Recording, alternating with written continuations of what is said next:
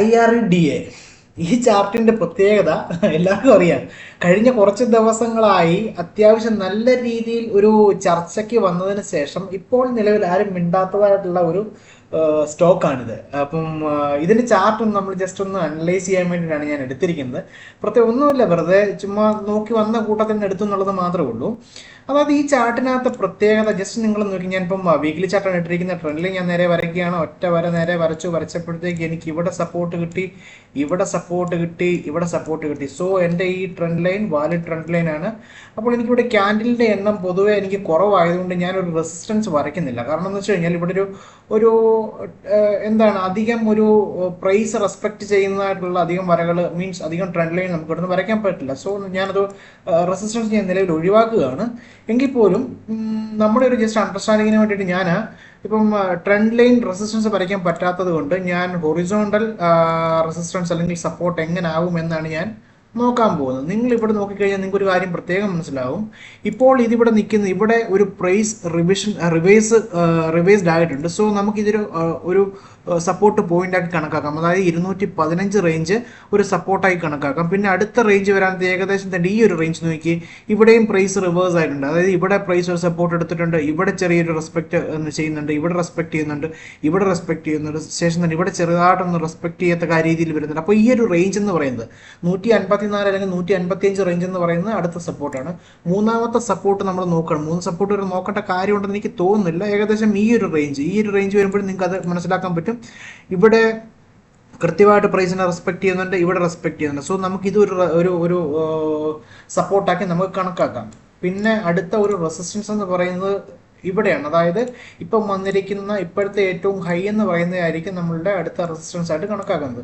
So ഞാൻ ഇപ്പോഴത്തെ price നിൽക്കുന്ന ഇതേ അവസ്ഥയിൽ അടുത്ത റെസിസ്റ്റൻസിലേക്ക് എത്ര അപ്രോക്സിമേറ്റ് ഗ്രോത്ത് ഉണ്ടാവുമെന്ന് നോക്കാൻ പോവാണ്.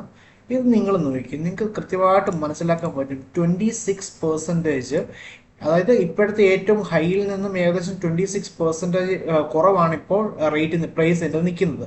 സോ നമുക്ക് ഇപ്പോഴത്തെ അവസ്ഥ നിങ്ങൾക്ക് കൃത്യമായിട്ട് മനസ്സിലാക്കാൻ പറ്റും. ഈ ഒരു ട്രെൻഡ് ലൈനിൽ നിന്ന് ഇവിടെ സപ്പോർട്ട് എടുത്താണ് നിൽക്കുന്നത്. അപ്പോൾ ഇവിടെ ഒരു ബൈയിങ് ഏരിയ ആകാനാണ് സാധ്യത. അതുപോലെ തന്നെ നിങ്ങൾക്ക് ഇവിടെ നോക്കിക്കഴിഞ്ഞാൽ മനസ്സിലാവും, ഇവിടെ വോളിയം കുറവാണ് എങ്കിൽ പോലും ബയേഴ്സ് ഇവിടെ ചെറിയ രീതിയിൽ ആക്റ്റീവായിട്ട് നിൽക്കുകയാണ്. റീറ്റെയിലേഴ്സ് ആണ് ഇവിടെ ഇപ്പം നിൽക്കുന്നത്. സോ അവിടെ ചിലപ്പോൾ ഒരു കൺസോൾട്ടേഷൻ നടക്കാനുള്ള സാധ്യതയുണ്ട്. അല്ലെങ്കിൽ തന്നെ ഈ ഒരു ഏരിയയിൽ നിങ്ങൾക്ക് നോക്കിയാൽ മതി. ഈ ഒരു ഏരിയയിൽ വന്നൊരു കൺസോൾട്ടേഷൻ ആവുകയാണെങ്കിൽ തന്നെയും നമുക്ക് ഇവിടെ നിന്ന്, അതായത് ഈ ഒരു ഏരിയയിൽ നിന്ന് പ്രൈസ് ഇങ്ങനെ കൺസോൾട്ടേറ്റ് ആയിട്ട് മുകളിലോട്ട് വരികയാണെങ്കിൽ പോലും ഇവിടെ വന്നാൽ നമുക്കൊരു 26% നമുക്കൊരു ഗ്രോത്തിനുള്ള സാധ്യത അവിടെ കാണുന്നുണ്ട്. നിങ്ങൾക്ക് ഇവിടെ നോക്കിക്കഴിഞ്ഞാൽ വേറൊരു കാര്യം കൂടെ മനസ്സിലാക്കാൻ പറ്റും.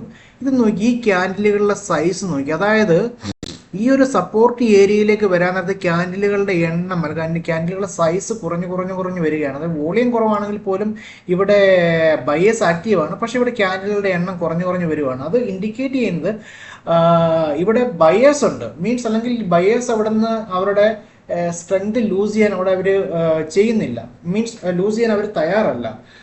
എന്നാൽ അവിടെ സെല്ലേഴ്സിന് അമിതമായ ഒരു പ്രാധാന്യം കിട്ടുന്നുമില്ല. ബയേഴ്സ് തന്നെയാണ് അപ്പർ ഹാൻഡ് എടുത്തിരിക്കുന്നെങ്കിൽ പോലും സെല്ലേഴ്സ് ഇവിടെ അത്രയ്ക്കും മെയിൻ ആക്റ്റീവ് അല്ല. പക്ഷെ ബയർ ഇവിടെ ഈ ഒരു ലെവലിനെ അവർ റെസ്പെക്ട് ചെയ്യുകയും ചെയ്യുന്നുണ്ട്. ഇവർ കോൺഫിഡൻ്റ് ആണ് ഈ ഒരു ലെവലിൽ. ഇവിടെ നോക്കിക്കഴിഞ്ഞാൽ ഈ ക്യാൻഡിലുകളുടെ സൈസ് തന്നെ കണ്ടോ, ആ സൈസിൻ്റെ ഇവിടെ നിങ്ങൾക്ക് നോക്കിയാൽ മതി. വോളിയം കാണാം, വീക്ക്ലി ചാർട്ടാണ്.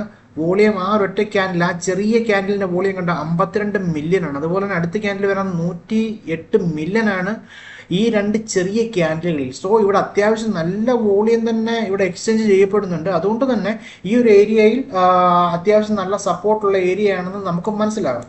സോ ബാക്കിയുള്ള ഇവാലുവേഷനൊക്കെ നമ്മൾ സ്വയം തീരുമാനിച്ച് അല്ലെങ്കിൽ നമ്മൾ സ്വയം കണ്ടെത്തി നമ്മൾക്ക് സ്വയം ബോധ്യപ്പെടണം. ഇത് ഞാൻ ജസ്റ്റ് ഒരു ഐഡിയയ്ക്ക് വേണ്ടി, ജസ്റ്റ് ഒരു പ്രൈമറി ഇൻഫർമേഷൻ വേണ്ടി പറഞ്ഞു എന്നുള്ളത്. Okay, thank you.